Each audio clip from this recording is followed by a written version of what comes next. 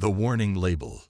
Sarah Chen drummed her fingers against her desk in Logistics Processing Station 47, watching the massive cargo scanner's holographic display cycle through its analysis.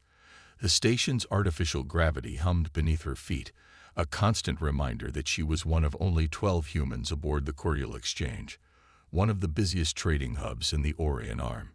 A sharp chime broke her concentration. The scanner had flagged something.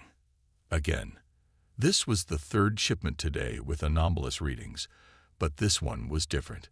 Instead of the usual customs violations or contraband warnings, a crimson triangle pulsed in the corner of the display, accompanied by text in Universal Standard. Biological hazard. Human origin. That's impossible, Sarah muttered, leaning forward.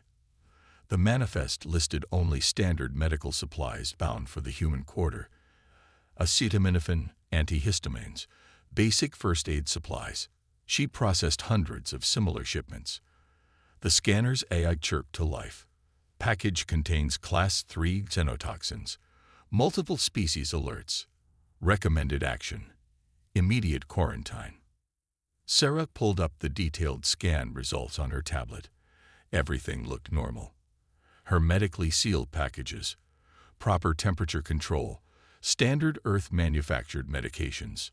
She'd taken similar pills herself just that morning for a headache. Operator Chen.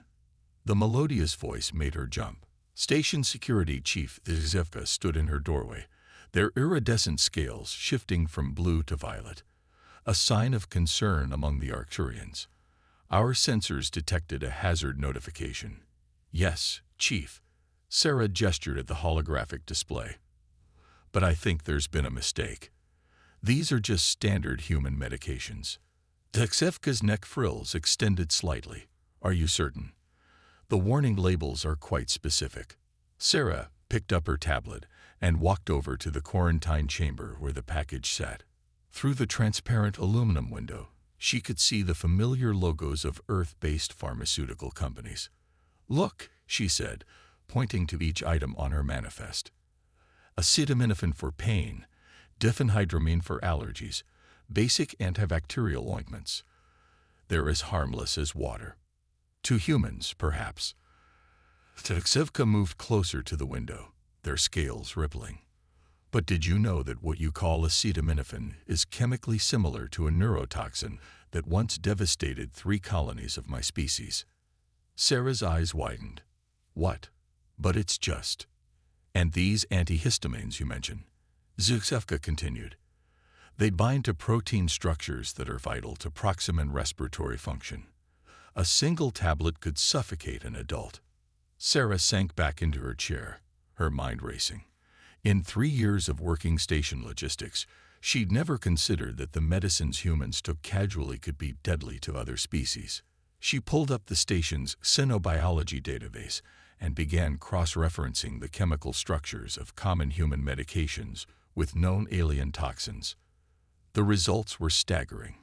Nearly every standard human medication had the potential to severely harm at least one spacefaring species. What humans use to treat inflammation could cause cellular breakdown in silicon-based life forms. Their sleep aids could trigger permanent hibernation in certain reptiloid species. I need to fly every human medical shipment for special handling, Sarah said, more to herself than to Zivka. We need new protocols, better warning systems. That, Zivka said, their scales shifting to a pleased green gold, is exactly why we needed a human in logistics. Your species has a remarkable ability to overlook its own extraordinariness. Sarah looked up from her tablet.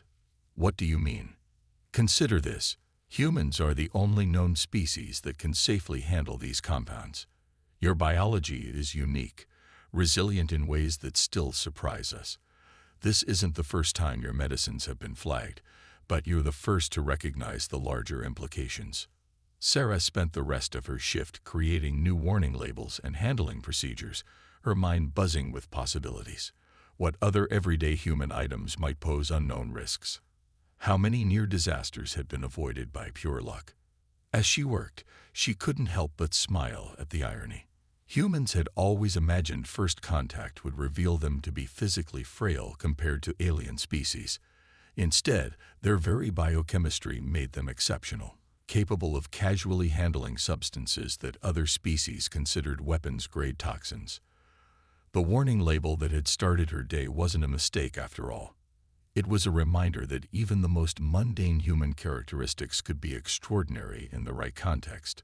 Sarah began drafting a report to Station Command, already planning ways to turn this revelation into improved safety protocols for all species aboard the Cordial Exchange. She had a feeling this was just the beginning of a much bigger discovery. Universal miscalculation.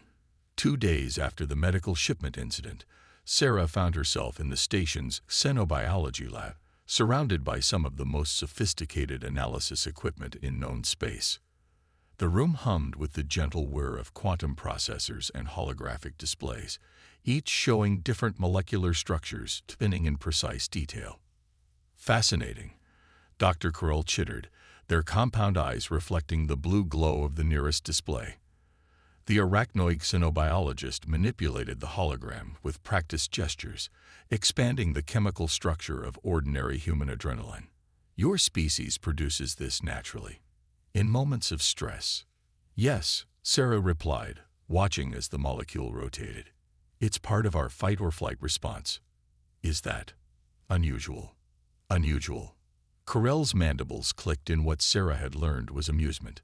Ms. Chen, this compound would be classified as a military-grade stimulant in most civilized systems. The fact that your bodies manufacture it internally is remarkable. The revelation hit Sarah like a physical blow.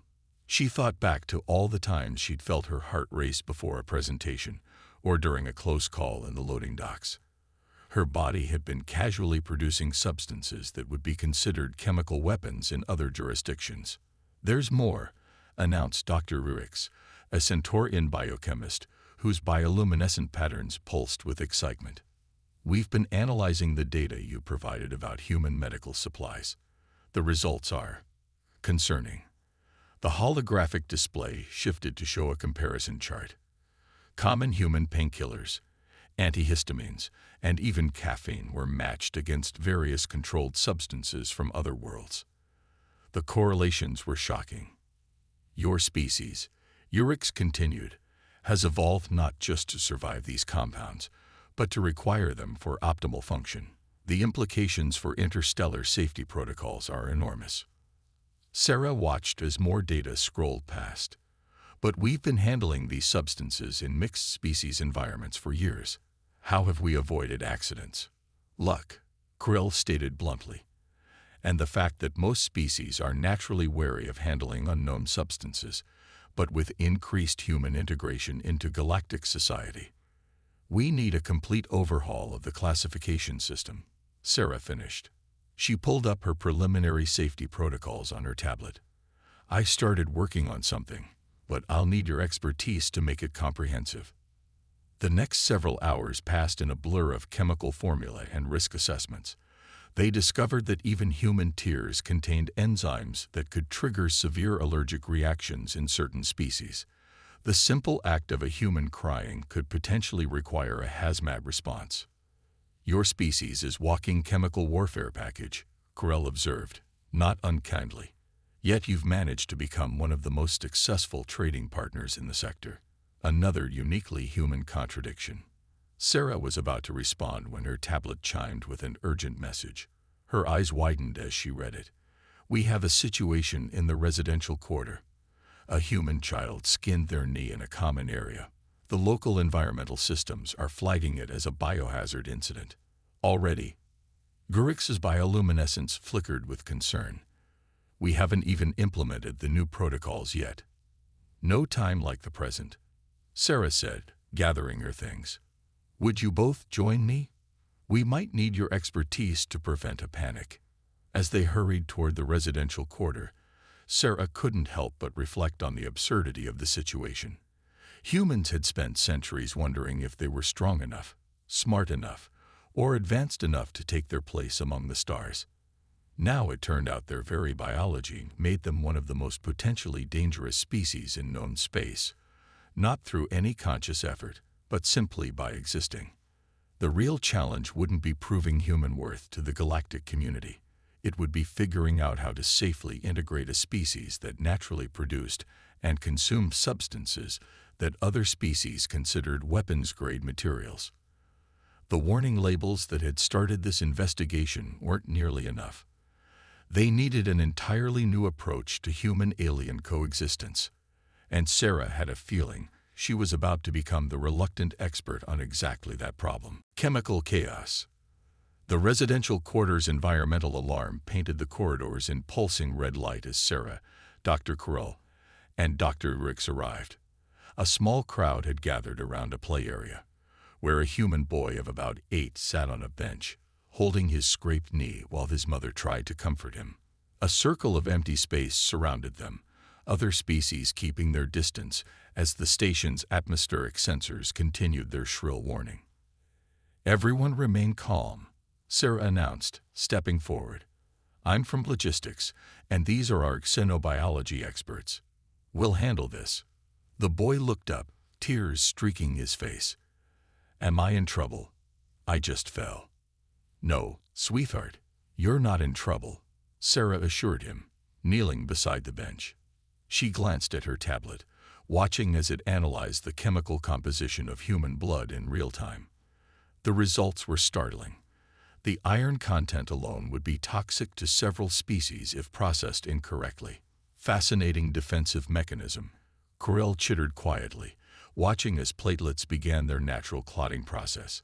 The human body automatically seals breaches and fights potential infection, all without conscious control. A Proximate administrator pushed through the crowd, their crystalline form refracting the emergency lights. This area must be quarantined immediately. Our sensors detect multiple xenotoxic compounds. Those compounds, Sarah said firmly, are natural components of human biology. We need to adjust the sensor parameters, not treat every human injury like a chemical spill. Dr. Urix moved to an environmental control panel, their bioluminescence pulsing as they worked. I'm implementing a temporary override. We need to rewrite these safety protocols from the ground up. The alarms finally fell silent, though the crowd remained anxious. Sarah could see the mixture of fear and fascination in their various expressions. Some species she could read better than others, but the general mood was clear. Listen, Sarah addressed the gathering. I understand everyone's concern. Yes, human biology involves chemicals that can be dangerous to other species, but we've been living and working together for years. What we need isn't panic, it's understanding and proper protocols. She helped the boy's mother clean and bandage the scrape, explaining each step to the watching crowd. The antiseptic spray, she noted, would be classified as a corrosive agent on 3 different worlds. The simple adhesive bandage contained compounds that could interfere with the sensory organs of silicon-based life forms. This is why we need humans in medical response teams, Carell observed, recording everything for their research. No other species can safely handle these materials. A thought struck Sarah. That's it, she said, standing up. We've been looking at this all wrong. Instead of treating human biology as a hazard to be contained, we should be focusing on how it makes us uniquely qualified for certain roles. She pulled up her tablet and began making notes as she spoke. Humans could serve as emergency responders for chemical spills that would be lethal to other species.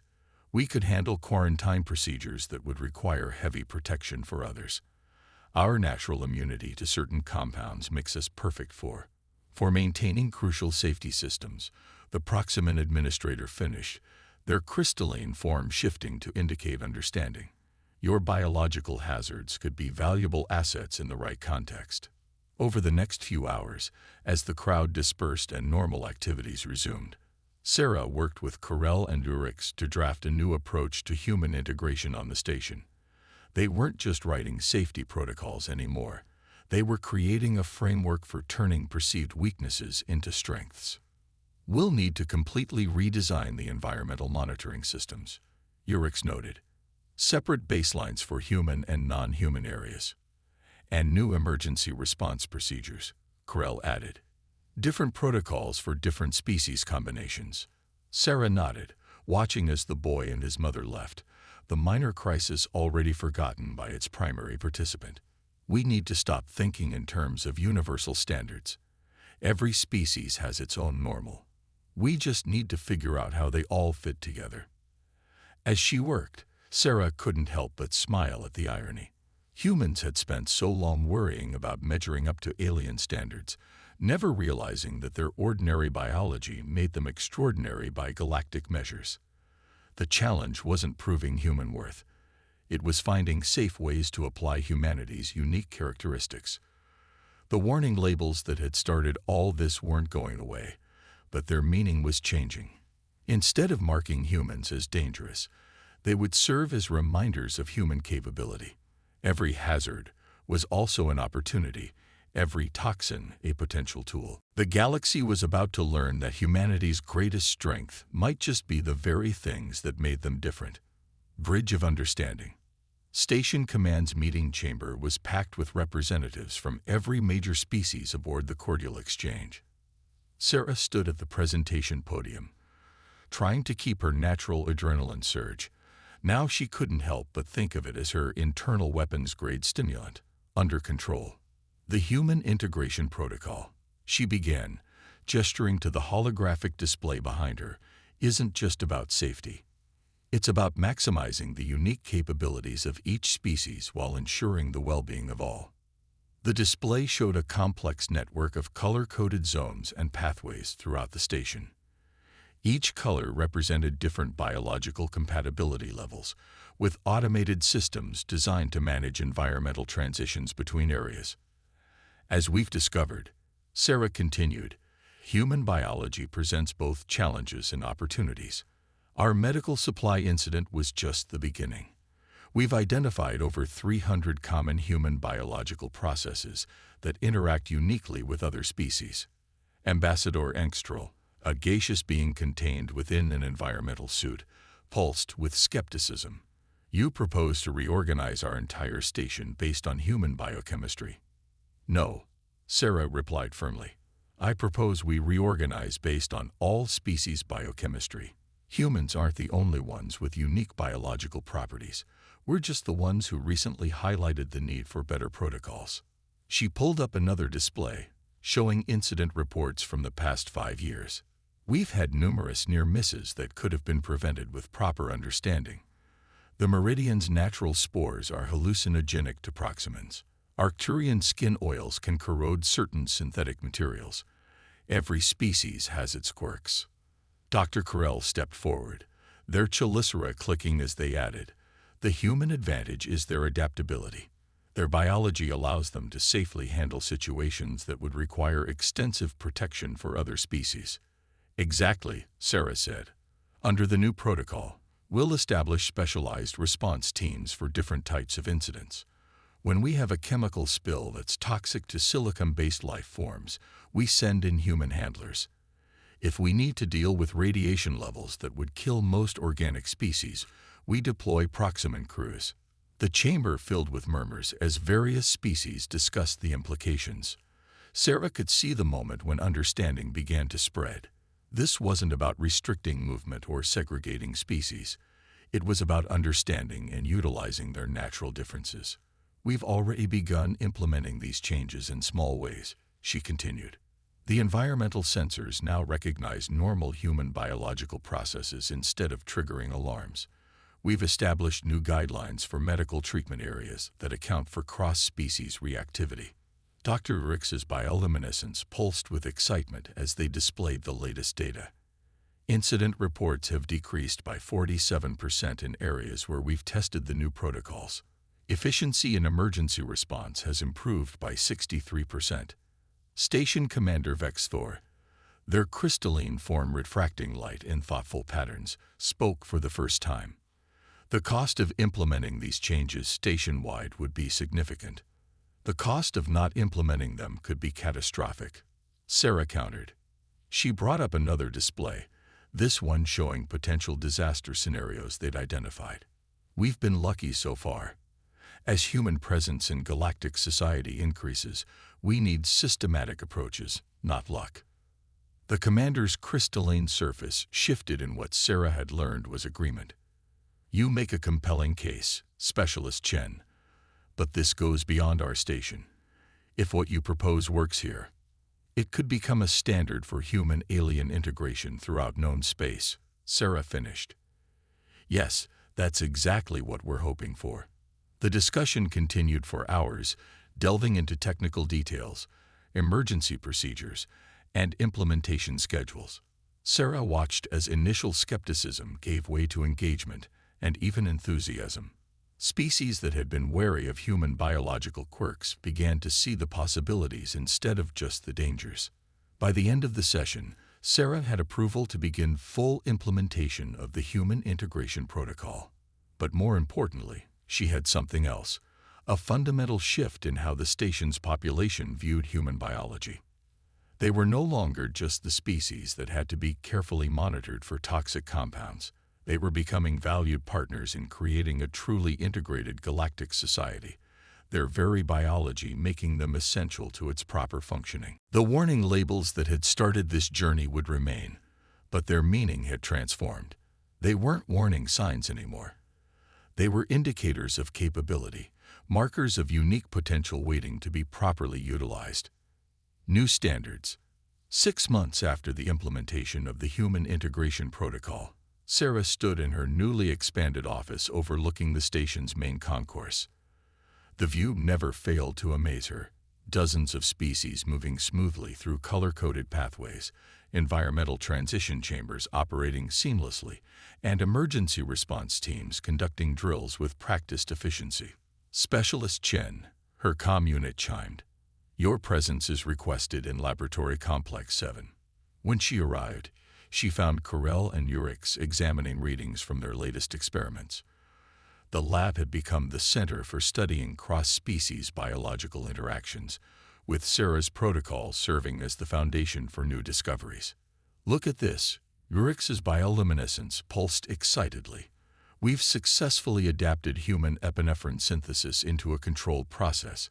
The applications for emergency medical treatment across species are extraordinary. And that's not all, Corell added, manipulating a holographic display. 3 other stations have reported successful implementation of your protocols. The Galactic Council is considering making them standard for all mixed species facilities. Sarah watched the data scroll past, each line representing lives potentially saved, accidents prevented, and barriers broken down.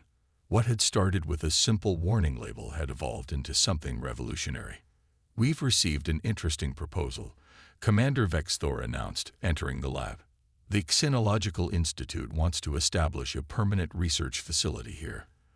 They're calling us the pioneers of modern cross-species integration. Sarah turned away from the displays, raising an eyebrow.